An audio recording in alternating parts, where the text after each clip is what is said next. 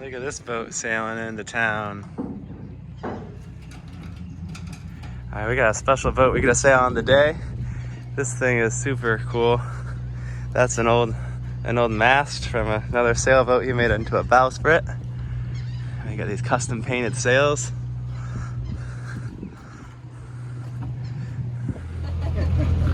I came with about the other way now.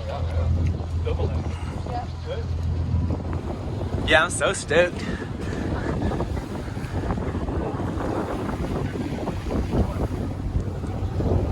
I love the whale. Ja. Oh, kom. Ja. Kom zo.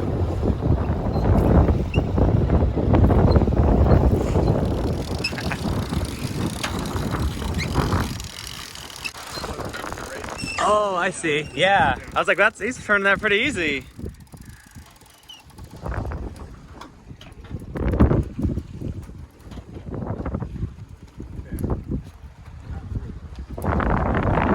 It's nice when you got a big enough boat, you can just leave the hatches on and open and 10 knots of wind.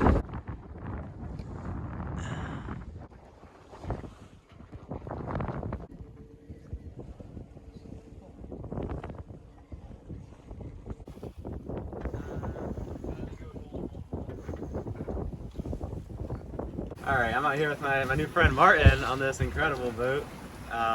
We're just cruising around through the news. Can you tell us about the boat we're on? Yeah, it's the hull is a copy from Norwegian lifeboat from 1900.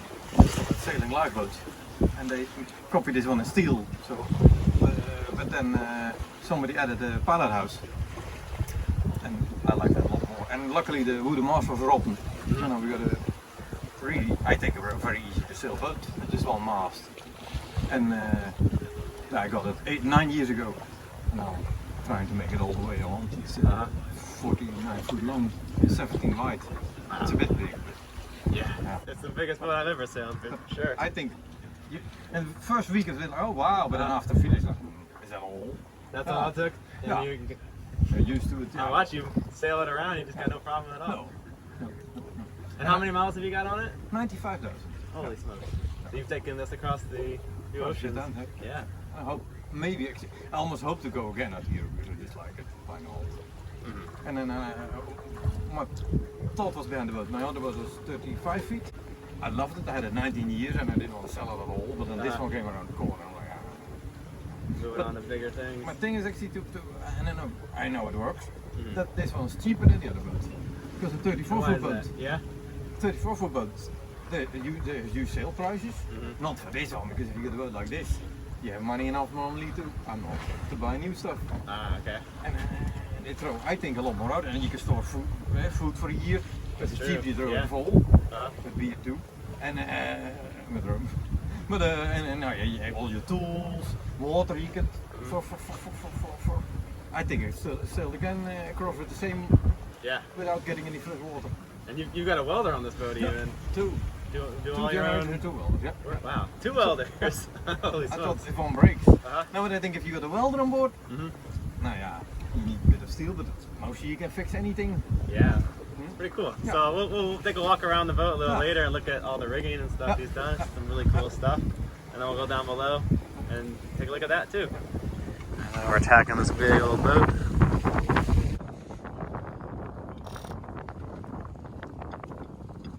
What's this, Martin? It's all the places I stopped with my boat. Look at that. Yeah. And I still sometimes have to look for a good anchor spot, and it's still hard, even after all these times. Spot.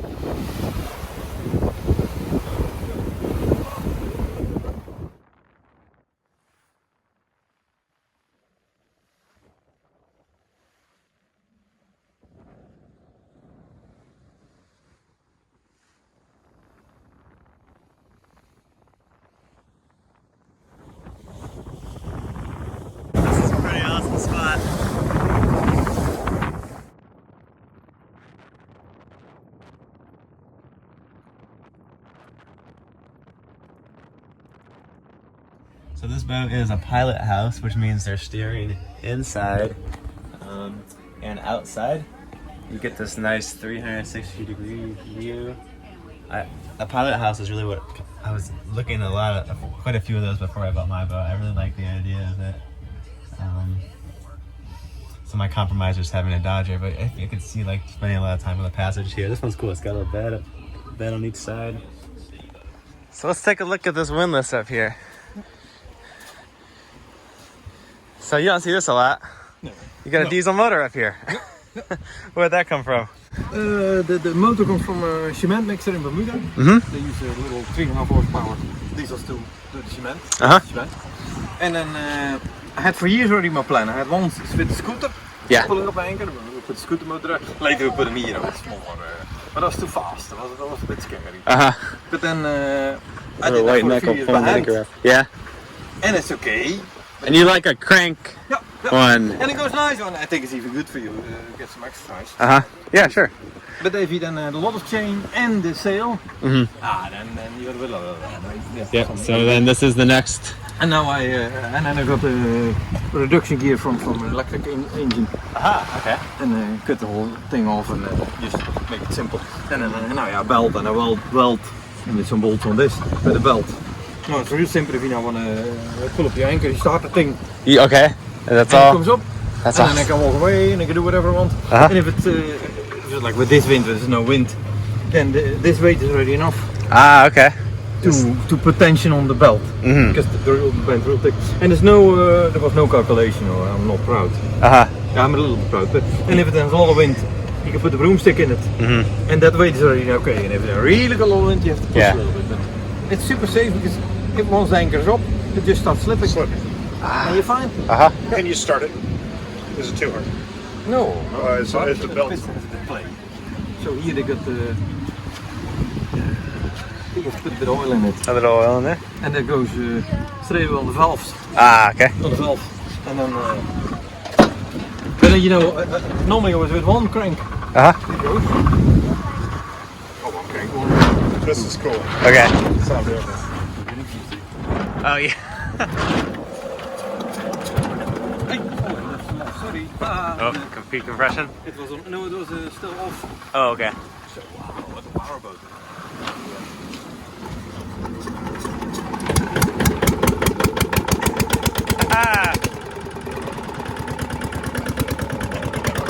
I love it.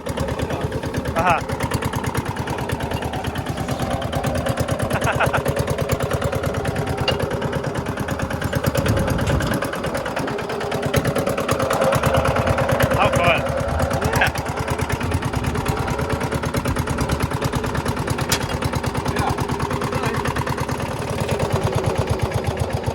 There's no muffler. Yeah. Oh, you'll find one eventually. On the other hand, I love it. You know, come on anchor, it's still like, what the fuck is he doing? And they thought it was one of the street shakers. Right. That's so fun. And then here you can do the speed, but because I think Oh, the pre. You made that anchor yourself? Yep. Wow. Yep. I made already a few. Did you have to bend that metal, or you just found the? Oh, that bar, yeah. Really? Bend it, yeah. And then the plate, they cut it out with the cutting torch. Nice. But one day I'm gonna make a stainless steel one, just so you don't have to paint it. Oh yeah. But Nice. this is the bigger version. The other one was a little bit smaller. Well, quite a little bit smaller. But I was at anchor at 80 knots of wind. 80 knots of wind, yeah. It held you good. But now I had half. You gotta have confidence in your welds, I guess. Then. Welds are strong. You can't break welds. No. That's if you do a good one, then there's no way they're gonna break. Okay. But I had a first half-inch chain, and I went one size up. Yeah. From on the rack. It's a lot of weight. I know. Yeah, but when you're at 80 knots of wind, you want to have. You can't add more at that point. Yeah. It's nice, you stay in one place, and then I only had one anchor, and I had no problem at all. Yeah. That was awesome. Okay, so then their bowsprit up here. This is the main feature, and this is all you, right? Yeah. Because those boats were made with the big wooden bowsprit. And then they got this. It's beautiful, but it's too little. Yeah. It's perfect at the moment. But then I start swapping everything around. I found this roller puller in the water. Yeah. So this was my original one. And I moved it to the front. So this sail was a bit bigger. It's helped a lot. But still, if you then would veer off wind and you had to drop the main, then you lost a lot of speed. So then I thought, I'll make get an old people mast. I made a bit longer than a half. I make a big coat zero or whatever on it. And it's awesome for half wind. And I like now we should hoist it with light winds. Yeah, this would be fun to see this thing opened up. Okay. We should do that. Because Yeah. endless roller coaster, but they're awesome. Uh-huh. But you have to, I think, real time down. Because also if you get a bit of wind, Yeah. they can come Oh, down. yeah, you go so many times. And then- Yeah, that's right. then- There's no way to pull it in, yeah. Yeah. Okay.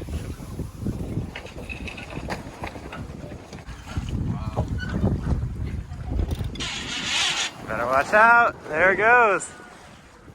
That's the big mama.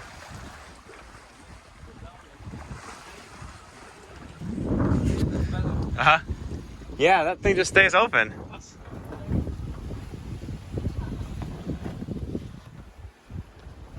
Get it? Go behind it. Oh, there's always another. Yeah.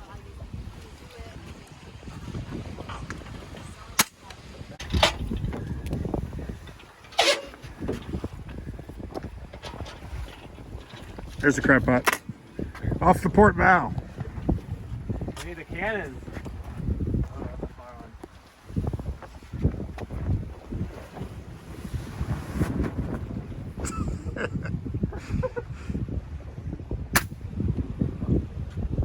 The wave got in the way.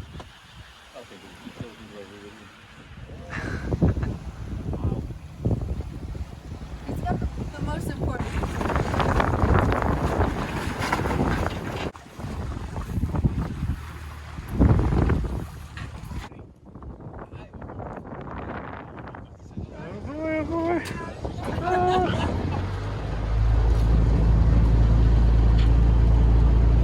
You were one cool cucumber. Yeah. He was telling the story when I was docking. Instead of using the normal stainless steel cable that most people use to rig their boat, Martin used Dyneema, which is an ultra high molecular weight polyethylene synthetic rope that some people are using these days. Let's go take a look at that and talk to them about it. Yeah. And then in Holland I heard more and more. I heard some boats with Dyneema and I was like, Mm-hmm. man, it costs a lot. People have been using it in Holland on fishing boats for 30 years Really? already, so it's not new at all. Mhm. They had to laugh about I had no idea it'd been around that long on commercial fishing boats, I guess, yeah. But they, no way you're ever going to break that. Mhm. I know, now, normal 3/8 or 10 millimeter would break at 7 ton. Mhm. And this breaks at 14. Wow. And it's just 12. Uh-huh. I could have got away with 3/8, but Uh-huh. why not? Yeah, why not go overkill? It's not And I think too the heavy. whole rig for 800 or 900. the whole thing, 800 or 900. Wow, on a boat this size. And normally we 4,000 or 5,000. Yeah, I mean, look how many stays you got and Yeah. double spreader. Yeah. 4,000 or 5,000. And, I would have the money, but Mhm. also I will be so afraid to if you get the Chinese stuff. Yeah. With is around. Mhm. Because I heard now on also the Facebook world, the 4 boats from Holland from the in the north somewhere, and they all had a rigging place for the Atlantic Circle. Mhm. Yeah, you want everything good, then yeah. Of course. And 4 boats had trouble, and then the riggers blamed. Yeah, but you, yeah. Now I sailed now 30,000 miles with it, and You certainly pushed it pretty hard, and yeah. and so you. lots of gusts and winds, and it's still in the beginning it would stretch a little bit, Mhm. but I should have I bought the not pre-stretched. I should- Right. But now I would put it on between some pilings and I got a 6,000 pound chain fall, and then Stretch it out yourself Yeah. so you don't have. and then you're done. But yeah, the splicing, it's they call it splicing, but it's Mhm. not. It's just you shove it in. Do you do the Brummel or you just have a? I got a lock. You got splice. lock splice. Yeah. Okay. And then And you you got just shove it in. shove it in Yeah, there. yeah. And then it looks like you painted this also. To keep for the UV. Smart. Yeah. As it was lovely yellow and I liked it, but Uh-huh. after a year I came a bit off. And now I hope I can do it again. Huh? I should get some paint. Give it another coat of paint. Yeah, just keep the sun off. And I heard already one boat. I had it for 10 years. I think the sun is the only thing that can damage yourself, and I painted.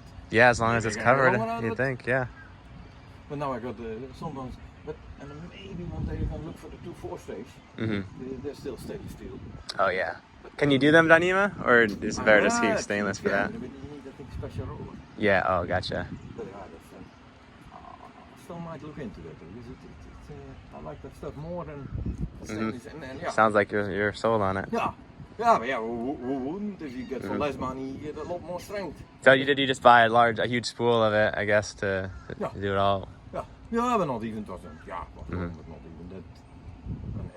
And I had to make then all new mast fittings. Yeah. Oh, you made the fittings yourself? Yeah. Wow. It's just a lot of climbing. I bet. Well, you got the steps up there. With a welder, you can do a lot. And I'm slowly looking to upgrade all the turnbuckles. Make them a lot bigger. I mean, I look at these ones. These are these are serious. Did you find these somewhere? Or you... On a rack. On a rack, yeah. I forgot what brand boat, but they were like on the inside. Uh-huh. They were holding the whole rig.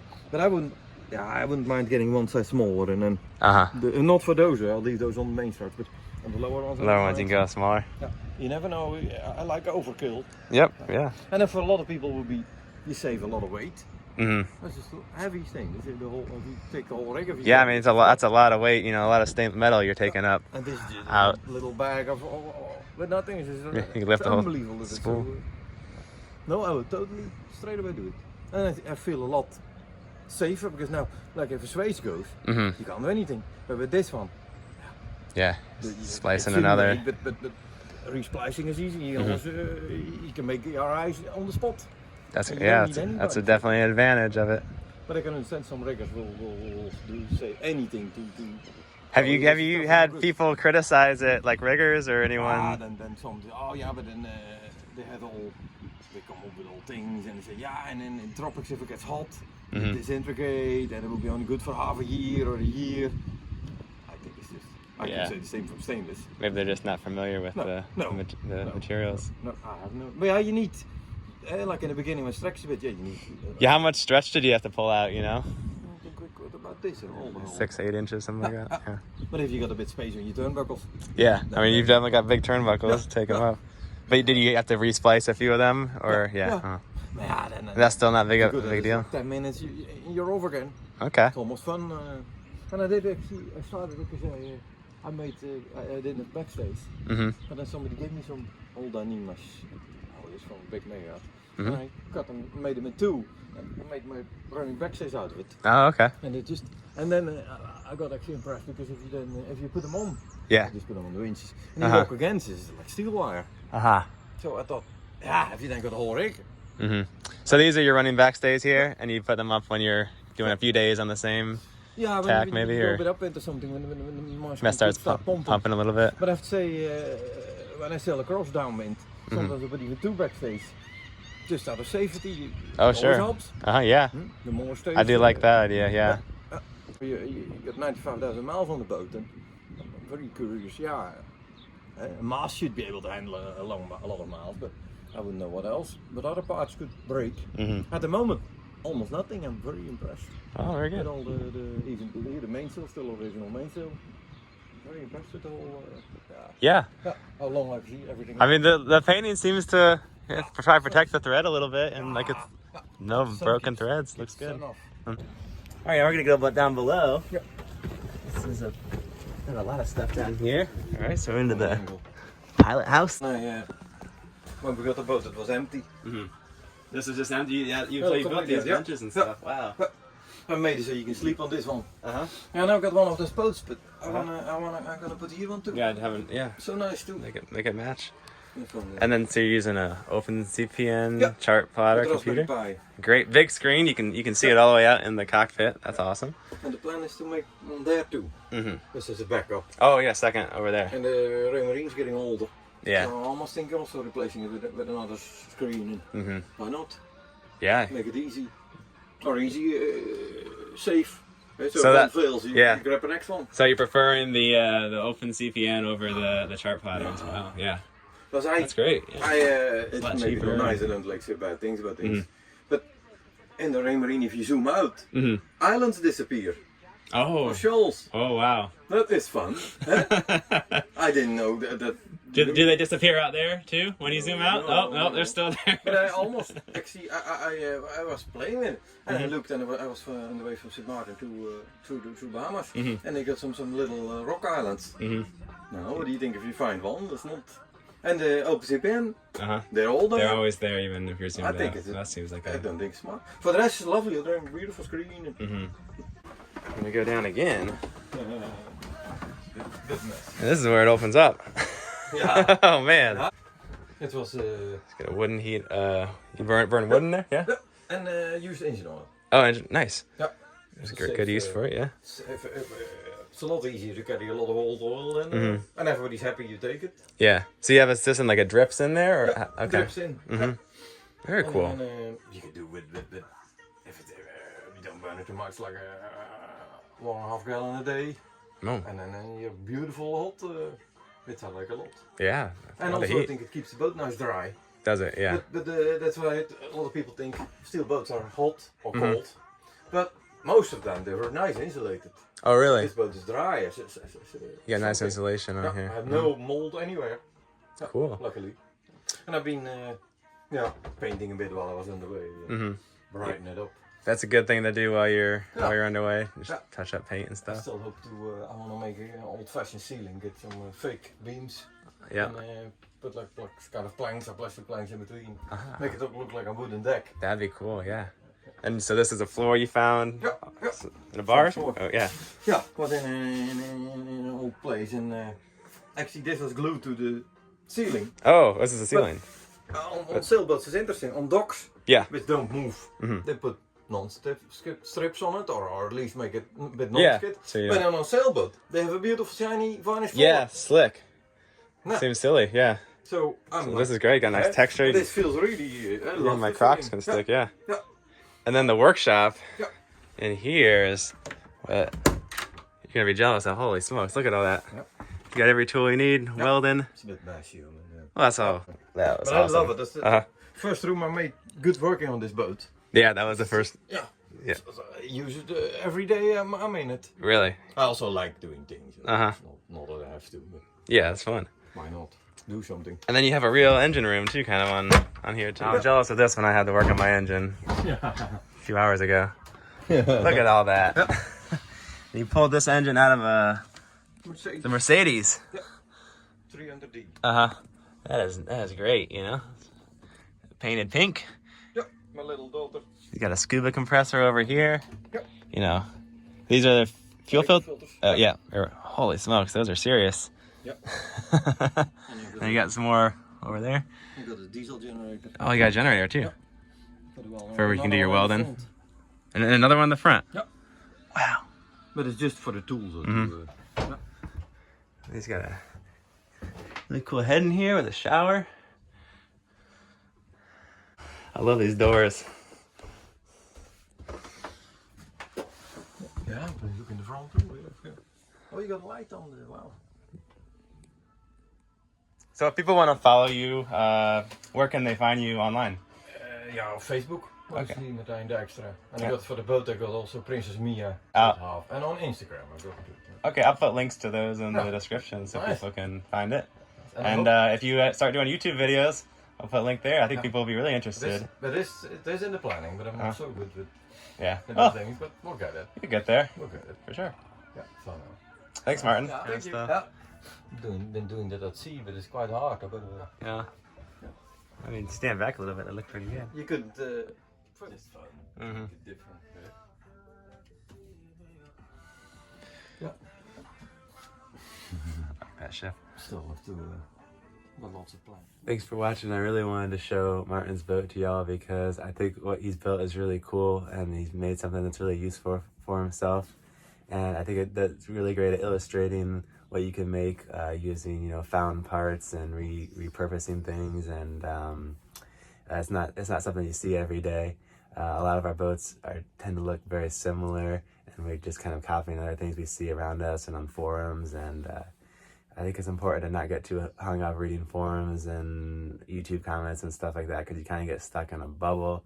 And I think a lot of people posting on there are not actually out doing stuff. So I can't wait to get out sailing out there, and Martin's boat is definitely inspiration. I'll see you guys next time. Thanks for watching.